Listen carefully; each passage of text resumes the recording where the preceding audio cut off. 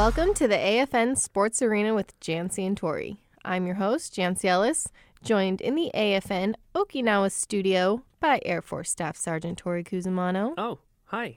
Didn't see you there. Oh, yeah. Huh. Funny seeing you here.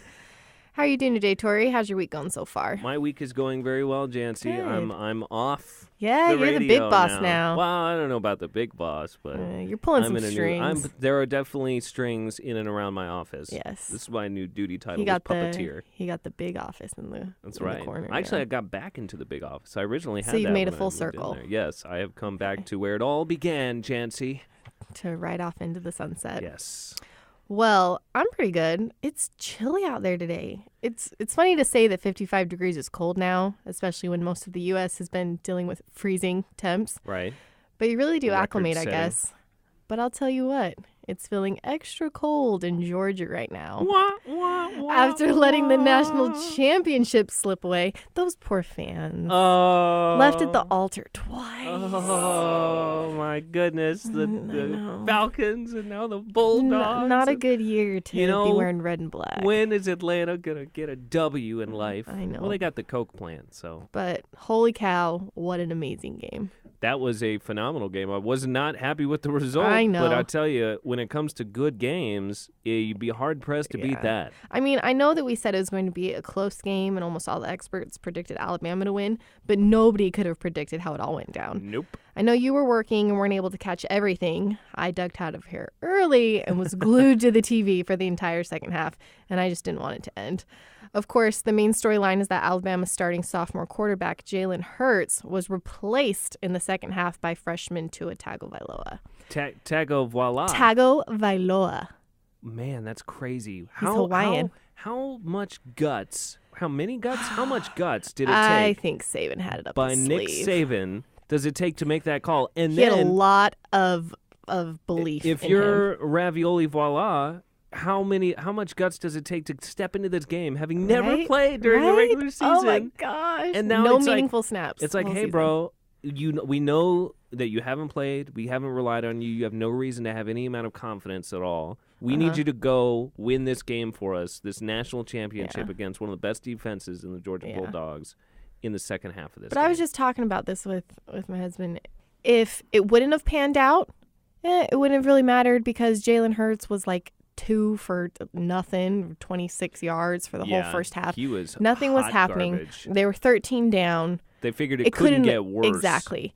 And if it works, he's a genius, and it's the greatest decision ever. And that would look, can't argue with the results. And so we have to get back to Tua coming in second half because that's when things really heated up. Mm-hmm. Who then brought them back from a 13-point deficit and provided a huge spark to an offense, like we said, that just couldn't get anything going, especially even their run game wasn't working, which that's Alabama's bread and butter. Right. And just when it looked like a storybook ending, all tied up at 20 apiece with a few seconds left on the clock and a short field goal teed up for Alabama to seal the deal, the kicker, who had also missed a field goal in the first half, shanked it to the left, sending the game into overtime.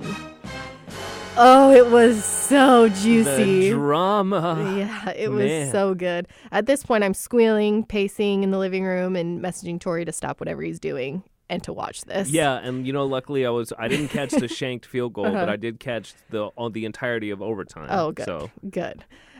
So Alabama won the coin toss, so Georgia was first up. Bulldogs quarterback freshman Jake Fromm, a lot of freshmen doing big things in this game. Fresh people. Yes, can't get anything of meaning going, but puts Georgia in field goal range. And the spectacled and mustache-wearing Rodrigo Blankenship drilled a 51-yard field goal. What a name. It was just a good, solid field goal, too. If he makes this dude's like an NFL caliber kicker, and it looked good. He had like a good 5-10 yards of clearance on that and thing. he had some great kicks in the Rose Bowl, too. Yeah. He'll be playing on Sundays. Yeah. At first you see him, you're like, who's this nerd? Right, exactly. Why don't you go get a calculator? Yeah. And then he drills it. I say that I wear glasses, so I don't know why I'm perpetuating that stereotype. But, I mean, not with your... But he's got like the gas mask inserts, like these ridiculous... And he has like the pencil mustache. Oh, yeah, and his name is Rodrigo Blankenship? Yeah. What kind of mixture of naming conventions? What are you? Yes, who are you, Rodrigo? But no doubt he has a bright future ahead of him. But he preserved the Bulldogs' hopes And Georgia's defense looked like they had it in hand, forcing a huge sack on this lightning bolt freshman on the first possession. 16-yard sack. It was a bad decision by the freshman. Over. It's done. He held onto the ball too long. He backs up. He gets dropped, continues running backwards. And especially when you're a freshman, you worry about, their confidence. They made a bad decision. It's a critical juncture. Themselves. Yeah. And, at this point, I'm hopping around yes, oh my gosh, Alabama is done, son. But not so quick. Tua had an answer. After looking off the defenders, which was beautiful, he dropped in a 41-yard dime to fellow true freshman Devontae Smith on his way to the end zone, giving the Crimson Tide its 5th national championship in 9 years. Where were the defenders? He looked them all off. The national championship is on the line. That's the beauty of a good... But you're a cornerback. I know. You shouldn't just let your guy go. But they had 4 guys running streaks. It's the national championship. They had 4 guys running streaks. They just had a big sack. You think that they'd maybe do a run play or something to get the momentum back. Screen. Something to get that yardage back. And, since he's a left-handed quarterback, he was just looking over his right, all posted up, ready to go. Right. He didn't have to change his footwork. He didn't have to change his body or anything. Just instantly let it go. And it's flying. And they know, Georgia knows that guy's 5-10 yards past him. It's over. Who's this defensive coordinator? Why is he not calling these guys over saying, nothing gets behind you? I know. This is the 9th inning. You're playing no doubles. Not, even if they catch it on the 1-yard line, I know, do not let them behind you. Even if they get the first down back. Right. Yeah, don't let it go past you. Do not let them go but past you. But he did such a good job, and they were more concerned about those 3 streaks on the other side running down. Yes, and you know what? I definitely don't him. want to take anything from Tua and Alabama, because as much as I hate them, Jantzee, you know this, I will always give respect when respect is due. And my goodness, that is a crazy comeback, a heck of a throw. Yeah, you have to give Saban, and especially that defense, a little credit. I mean, even when the offense was struggling, the defense kept him in the game. They stepped it up. The whole team did. They never lost faith. And, Nick Saban was giddy like a school child on He the said sidelines. It's the happiest he's ever been. Yeah, I mean, and he didn't, it's not like he was like, this is the happiest ever. He was like, this is the happiest I've ever been. But for him, that's like rainbows shooting out of his ears. Yeah. And so, but my favorite aspect of all of this was actually how Jalen Hurts, Alabama's replaced QB, who's gone 26-2 as a starter, was Tua Tagovailoa's biggest fan and the first to congratulate him after each drive and smiling, giving him encouragement throughout the entire game. I don't know if I could do that. Taking a team all the way to the finish line, then letting the young, untested guy seal the deal, that'd be hard. And it takes a lot of maturity. That's it, Jantzee. That was a very mature thing, because I don't care. You can sit there and tell the reporters all day, I support the team, and I support Tua, and I was very happy, blah, blah, blah. But inside, I don't care who you are, Jantzee. He was mad. He was hurt. He was in pain. He's upset that he's not getting to be out there with his teammates making it happen. But you still, that is the sign of maturity, that he was able to push those feelings aside, still support the team, and genuinely you could tell it was genuine. Right. They were hugging each other, and you could tell Tua was very, nice job, man. Oh, yeah, slap on the butt, and then go stand back here. Put me in, coach, you know. But Tua, you could tell he genuinely cared about what he had to say and his approval. And, I mean, he had to have seen it coming in some aspect and felt the Hawaiian Tim Tebow, as they're calling Tua, breathing down his neck. The kid just has something about him and is a true dual threat, which isn't very common in left-handed QBs. Nope. Yeah. You just don't see, because he can be a pocket passer, but because he has that sturdy lower body, he got a couple first downs. Thick-built dude, yeah, he is. Too. He's not very tall. Durable. That's why he's a lot like Tim Tebow. A lot like Tim Tebow, and he's very religious and very uplifting. Yeah, I saw his post-game interview. He's like, my parents, I didn't quite get what he meant, because he said, my parents are going to be mad at me, but first I'd like to thank my Lord and Savior Jesus Christ. And I was like, why are your parents before his atheists? parents. Right. Maybe before his parents. Oh, I could see that. Yeah, or maybe he didn't finish his sentence and say, if I didn't say this first. Right, that could also be too. Yeah. I mean, you just won a national championship. That's probably proper sentence structure is not the first thing on your mind. Yeah, exactly. And a freshman probably never talked to reporters since he signed with Alabama. Right. Just been waiting in the wings. But he spoke like a seasoned pro with my teammates held me up, blah, blah, blah, all that reporter speak. Yeah, he's got public affairs did a the good lines job. down. Yeah. But Saban made it clear at the post-game press conference that this doesn't necessarily mean Hurts will be replaced, but it's hard to see it really playing out any other way. It's like you're a lame duck after that. They can throw you back out there, but when they needed you most, they turned to another guy. Yeah. And it also kind of seems like a foregone conclusion that Hurts, who has 2 years of eligibility remaining, wouldn't transfer to another school. Everyone says that Hurts is an emotional decision type of guy, and obviously we've established he's mature. So we'll see how it plays out. But this will be an interesting offseason in Tuscaloosa. And speaking of sparks, Jon Gruden has officially returned to the Raiders. Chucky. Inking a 10-year, $100 million deal. What? Yeah. Oh, my God. That's insane. Right? All That'll of his be boys Raider Nation. right now. They're Yeah. like, oh, that's Raider Nation. And that's Jon Gruden's, like, friends and family. Like, he got the money. Right, 10 years, $100 million. That's a long man contract. Has not coached a football team in a decade. He won the Super Bowl with Tampa Bay when he got there, beat the Raiders. It was his big moment of vindication because the Raiders had fired him before. And then, Jantzee, the Buccaneers were a mediocre team for the next 7-8 years before he got fired. Yeah. So 10 years, $100 million is shocking. So this is what I'm thinking. And tell me what you think.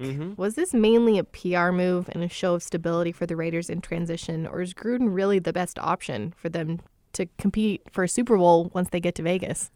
I love Jon Gruden. I think this contract and the length and the money is a little ridiculous. Yeah. I do think that they wanted to just have that projection of stability through their move through Las Vegas for their team.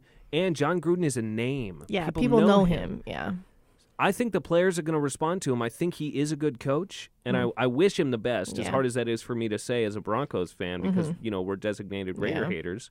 But I don't know. It's a little lofty. Like, it's ambitious, and he's going to have a lot to live up to. He can't just have 9-7 seasons. Yes. Like, he's got to have 13-3 seasons and be the 1 or 2 seed in the AFC. He's got to have this team in the playoffs year in and year out. Otherwise, he's not even going to make it close to that 10 years. Yeah, that's what I was going to say. I know one thing for sure. He just has to deliver. Yeah. I don't really think there's much room at all for error here. I like Gruden, especially how he works with quarterbacks. Like you said, I love watching Gruden's Grinders on ESPN. He cares, and he's so just magnetic. Yeah, he makes you, like, enjoy football. Yeah, but we'll see. He kind of had lightning in a bottle when he was in Tampa Bay. Yeah. And he really needs to get a great staff around him. That's going to be a big part of it. Things just have to fall his way. I hope he has success, but, no Super Bowls. Right. Leave the AFC West I hope to us. that the Broncos beat the Raiders in the AFC Championship every year. So We've got a long way to go. Yeah, that's true. We got to figure some They stuff are much out. closer than we are to that. We've got to figure some things out. Also, I think I got just about every prediction for Wild Card Weekend wrong. But that's why we love NFL playoff football. Anything can happen. Any given Sunday or Saturday during the playoffs. Yeah, exactly. This weekend's divisional round games are going to be awesome, though. I'm really hoping the Titans and Mariota can pull off a little more magic and knock off the Patriots. But the track record for underdogs going into Foxborough in January isn't great. Boy, and doesn't it feel, Jantzee, just like the Titans don't even have this game's not even going to be close. No, it's Why does it ugly. feel that way? Because it's probably I don't want it to be that way. I know, but like we said, anything can happen. I mean, I'm Mariota really hoping threw for that a touchdown anything. to himself. He did. So if he can pull that That's only off happened again, like one other time in NFL history. Well, it's been 20 years since the last guy to do it, and it was Brad Johnson for the Buccaneers. Did you see the guy on Twitter that predicted it? No. 10 minutes before, he said, watch, Mario's going to throw a touchdown to himself. Yeah. Wow, is that guy Call clairvoyant? him Tony Romo, I guess. Just right. watch right here. Yes, This is what's going to happen. Here's exactly what's going to happen. That's pretty cool. And that was a cool game. And you know what? I hope the Titans can go in there and give them heck. Me too. Give them a good game, right? But I just don't see that happening. Me either. But like I said, for everybody's sake, I just hope it's a really great game. Much more intriguing in the AFC to me, Jantzee, are the Jaguars and Steelers. No, we'll get to that. Everyone is saying that Alabama is the Patriots of the NCAA, which I can see. But for some reason, I just can't stand the Patriots a whole lot more than Alabama. It's because I'm not as emotionally invested in college football. And like they're kids and there's turnover, they're not the same people there for 10 years, 20, 17 years, however long. And Tom I don't Brady's think been there. there's been cheating scandals at Alabama. Exactly. At least not yet. I mean, we'll see. It seems like they're getting everybody these days, but they seem to do it the right way. Yeah. I saw a stat. Sorry, we're getting all over the place talking about Alabama again. But every player that Nick Saban has recruited in the last, since he was in LSU to Alabama and has stayed for 3 years, has won a national championship. Wow. Every single player. That's a heck of a recruiting tool. Oh, my God. And has stayed for 3 years. Do you want to win a national championship? Yes. Come to Alabama. I guarantee it. But now it's like this juggernaut because that's how these teams do it. That's how you become a dynasty is you earn the reputation. And it snowballs. Right. If I'm an amazing player, why am I going to go and languish at Eastern Mississippi State and because that's all the coaches can ask is, hey, help us become like Alabama. Yeah. That's their recruiting tool. And Alabama's is, we're Alabama. Yeah. Do you like winning? Exactly. Then come here. Whereas in the NFL, it's a little different. It's really, you have to get everything to line up just right. And that's why when teams like the Patriots have that prolonged success, you go, what's going on there? That's not fair. We hate them. Yeah. It's a little easier to hate in the NFL. Most definitely. So I have no problem admitting I'm a hater. And then we have the Eagles and the Falcons. I'm predicting another weekend of heartache for Georgians. Yeah, man. Yeah. Wait, really? Yeah. Hold on. Yeah. You think that Nick Foles is going to lead the Eagles? They got a great team. Well, they just had the bye. And they've had some time to study. I feel like if they don't win at least one playoff game, it's going to be pandemonium. You do? Yeah. For the Eagles. Yeah. Yeah. It's going to be after the season that they've had. But they lost Carson Wentz. Doesn't matter. The whole expectations are tempered. They all think, I don't know, it would be very disappointing. Yeah, as an Eagles fan. I definitely agree that because you were on such an emotional high. But to me, the biggest drop was when Wentz went down because that's the moment they're like, we're probably not going all the way this year. But I can see that. Yeah. And I think that Nick Foles is not a bad quarterback, and I think the Eagles are going to give him a very good game. Yeah. I think Atlanta is going to come out on top. Okay, we'll see. Next is the Steelers and Jags. I still really can't believe the Jags have made it this far, and the Steelers have a better chance at knocking off New England. So I'm going with Pittsburgh. What a dud of a game that was. The Jaguars and the Bills 10-3. Blake Bortles threw for 87 yards and ran for 88. Yeah. What is going on around here? Bills Mafia died out. Yes, real quick. they were jailed quickly, swiftly brought to justice. It was kind of pathetic to watch. And the Steelers are going to have a chip on their shoulder because last time these teams played in the regular season, Ben Roethlisberger threw 5 interceptions, and the Jaguars beat them in Pittsburgh. It was a wake up moment for the Steelers and really turned their season around. So this is their chance for the storybook continuation of their season is and like to you said, beat the Jags. They wanted the Jags. They called them out. They said, that's who we want.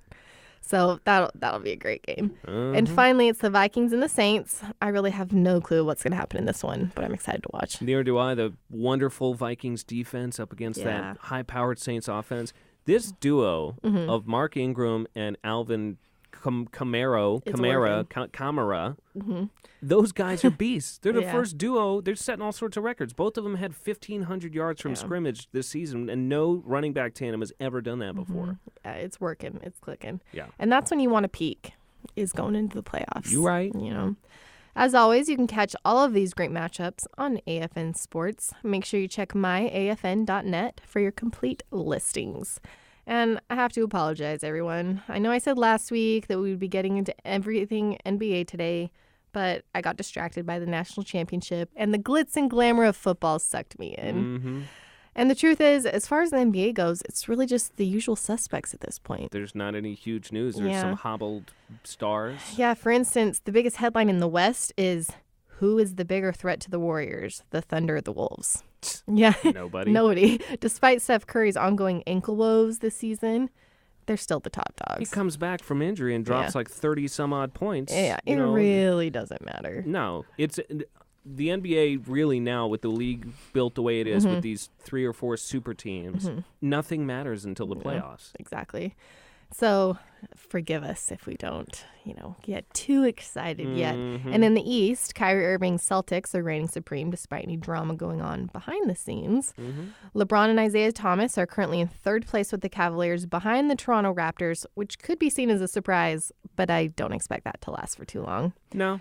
Yeah, like we said, doesn't really matter till you get closer to the playoffs. You just stay in those top couple spots and stars come out. And Raptors do have a good squad. They got DeMar DeRozan out there. He's a baller. They do. It makes it a little more interesting, but I don't expect I would it expect an Eastern Conference championship of the Cavaliers and Celtics unless they play each other earlier, which I don't know if that would happen. Yeah, we'll see. But the big question that everyone is throwing around is if Isaiah Thomas will stick around in Cleveland if LeBron decides to part ways with the Cavs again this summer.